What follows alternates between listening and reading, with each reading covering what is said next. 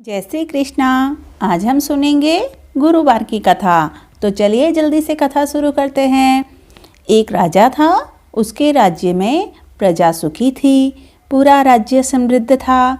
राजा के खजाने में अपार समृद्धि थी, बहुत ही कीमती हीरे जवाहरात और विपुल स्वर्ण अलंकार थे। प्रजा के पास धन धान्य के भंडार थे, अतः राजस्व प्रचुर मात्रा में आता था। एक बार एक साधु महात्मा रानी के पास भिक्षा लेने गए। साधु ने पुकार दी, भिक्षाम देही भिक्षाम देही। रानी ने महात्मा से कहा, मुझे तो भिक्षा देने के लिए पल भर भी फुर्सत नहीं है, आप थोड़ी देर के बाद पधारें। साधु चला गया। कुछ समय पश्चात साधु वापस भिक्षा लेने गया।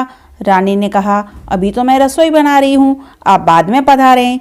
तीसरी बार साधु फिर भिक्षा लेने आया। रानी ने कहा, अभी तो मैं पशुओं को चारा तैयार कर रही हूँ, मुझे भिक्षा देने का भी समय नहीं है, और साधु चला गया। चौथी बार साधु फिर भिक्षा के लिए गया। रानी ने यही कहा, अभी तो मेरे पास में समय नहीं है।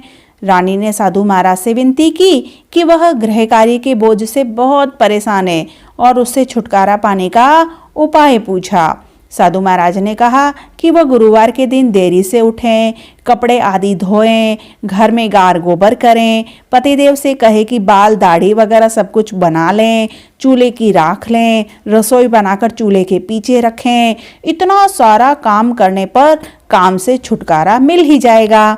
रानी ने साधु ने जो बताया था, रानी ने वैसा ही कर लिया और वो हमेशा वैसे ही गुरुवार को करने लगी। इससे घर में अब शुभ के बदले अशुभ ही अशुभ होने लगा। राजस्व आना बंद हो गया, राज्य में अकाल पड़ने लगे, प्रजा भी गरीबी से दुखी होने लगी, सर्वत्र अभाव ही अभाव नजर आने लगा। राजमहल में भी वही हाल होने लगे, खजाने खाली होने लगे, वैभव समाप्त होने लगा। रानी भी निठल्ली रहने लगी। घूमते घामते वही साधु एक बार फिर आया। उसने रानी से कहा, मैया भिक्षा दे दो अब तो। रानी ने बताया कि भिक्षा देने को तो मेरे घर में कुछ है ही नहीं।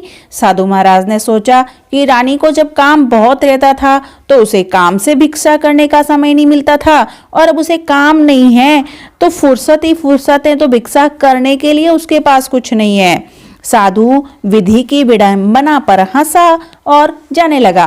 रानी ने उसे रोका, उससे विनती की कि उसकी हालत पहले जैसी ही नहीं बल्कि उससे भी बहुत बदतर हो गई है, इसलिए उसे सही करें। साधु को उस पर दया आ गई। साधु ने कहा कि गुरुवार के दिन वह जल्दी उठा करें, वस्त्र आदि न धोएं, घर में लिपाई पोताई न करें, पति बाल दाढ़ी न करावें, चूल्हे की राख न लें, बनाई गई रसोई चूल्हे के पीछे नहीं रखें। ऐसा करने पर संपत्ति पहले से भी सवाई हो जाएगी। रानी ने साधु का कहना माना, सारा काम साधु के कहे अनुसार ही करने लगी। घर में अब उसे चमत्कार जैसा लगने लगा, संपत्ति फिर आने लगी, घर में आनंद और खुशियां बरसने लगी। जो स्त्री गुरुवार का व्रत रखेगी उस पर गुरुजी महाराज सदा प्रसन्न और तुष्टमान होंगे। बोलिए गुरुदेव भगवान की जय।